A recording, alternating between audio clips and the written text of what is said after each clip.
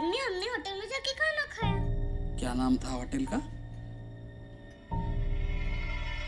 Hotel का नाम याद नहीं है। क्या खाना खाया? पाव भाजी। और बाकी सबने? सबने पाव भाजी खाई। लेकिन अंजू ने बताया था कि उसने फ्राइड राइस खाया था।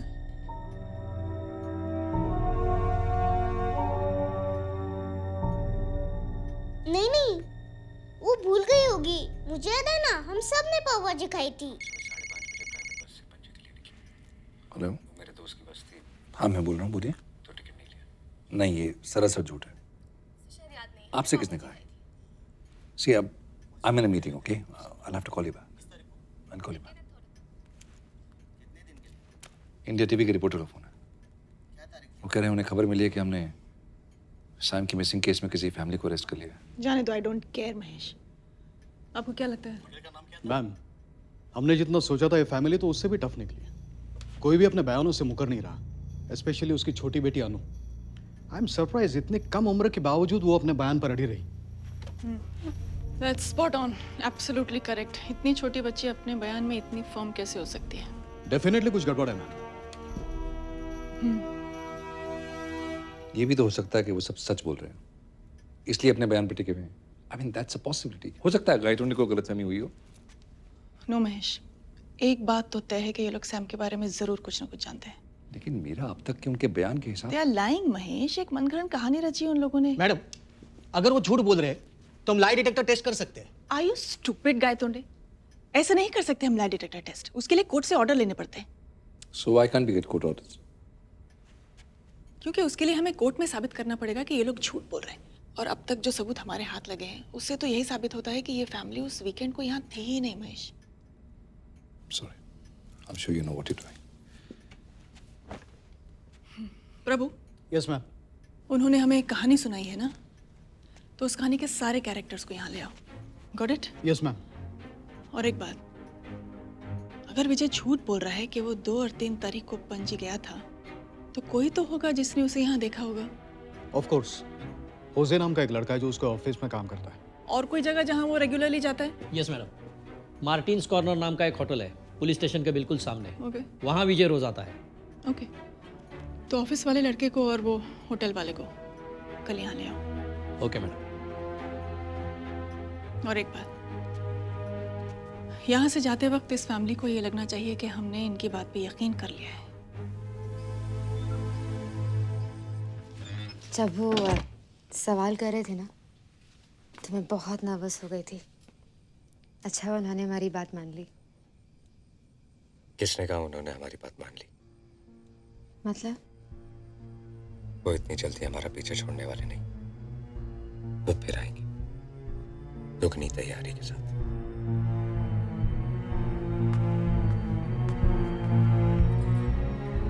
वो फिर आएंगे?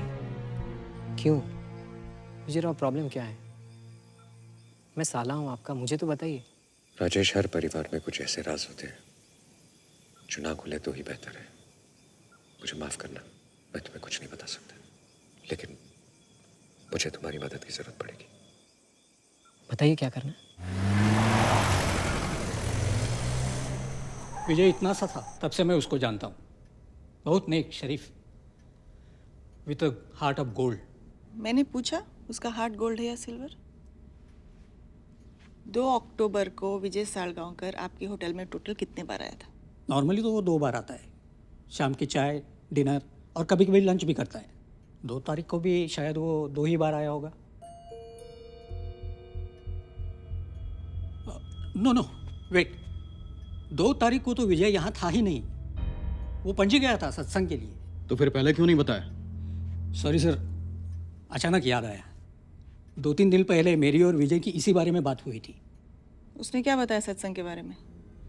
उसने बताया बहुत ही अच्छा प्रोग्राम था, और स्वामी चिन्मयानंद ने प्रवचन में क्या कहा वो भी उसने हमें बताया। तो क्या कहा स्वामी जी ने?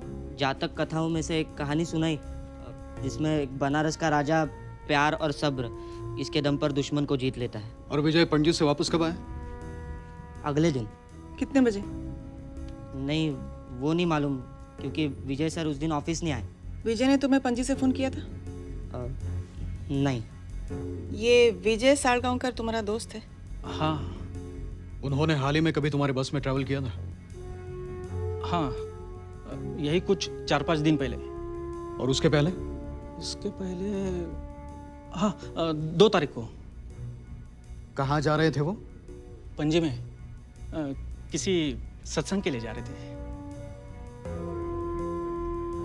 पक्का यही लोग तुम्हारे लॉज में ठहरे थे? जी सर। ये तुम्हारे रेगुलर कस्टमर्स हैं क्या? नहीं सर। तो तुम यकीन के साथ कैसे कह सकते हो कि यही लोग तुम्हारे लॉज में ठहरे थे? एक डबल रूम। 800 रुपये प्लस टैक्स लगेगा सर। क्या बात कर रहे हैं? मैं यहाँ पहले भी रह चुका हूँ, तब तो टैक्स नहीं लिया था। तो उसमें बिल नहीं मिलेगा सर। चले। सुनो, ये लॉज कुछ ठीक नहीं लग रही। किसी दूसरे फैमिली होटल में चले? अरे क्या मैडम, फैमिली वाला ही होटल है, आप चिंता मत करो। ये तो पहले रह चुके हैं इधर। उन्होंने पहले कमरा देखा और तसल्ली होने के बाद ही बुक किया। कब हुआ था ये? याद नहीं सर। क्या उन्होंने बताया कि वो पणजी किस काम से आए थे? नहीं, याद नहीं सर। उनका रजिस्टर चेक किया? यस मैडम, ये 2 रजिस्टर रखते हैं। उनमें से एक में विजय सालगांवकर का नाम है। 2 अक्टूबर को चेक इन किया था और 3 को सुबह 9:30 बजे चेकआउट। ये 2 रजिस्टर क्यों रखते हो? चुप क्यों है? जवाब देना मैडम को। एक रजिस्टर बिल वाले कस्टमर्स के लिए और दूसरा रजिस्टर विदाउट बिल वाले कस्टमर्स के लिए। ऐसा करना जुर्म है, पता है ना? इन लोगों के चेहरे तुम्हें अभी तक कैसे याद है? अच्छे कस्टमर्स को कौन भूलता है मैम? आप इस होटल के मालिक हैं? क्यों, क्या हुआ सर? नहीं, मैंने जिंदगी में कभी ऐसी पाव भाजी नहीं खाई।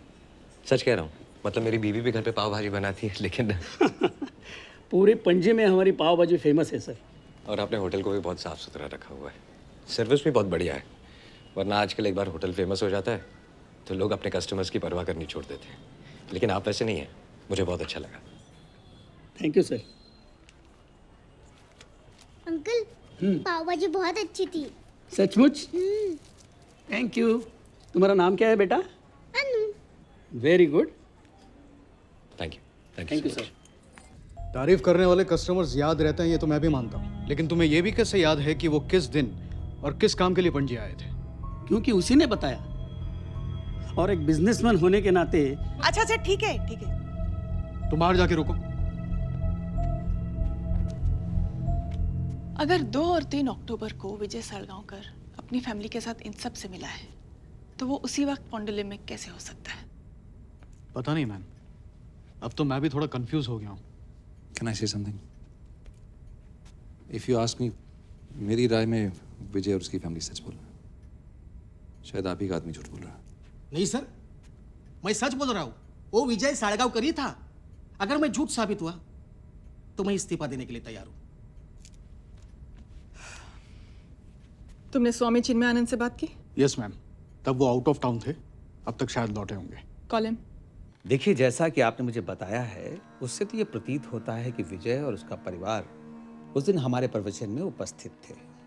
क्योंकि मेरा हर प्रवचन अलग होता है, मैं कभी दोहराता नहीं हूँ। शायद आपके प्रवचन को आए किसी और ने बाद में ये सब विजय को बताया। लेकिन इतने विस्तार में किसी ने बताया हो, ये जरा संभव नहीं है। Thank you Swami ji.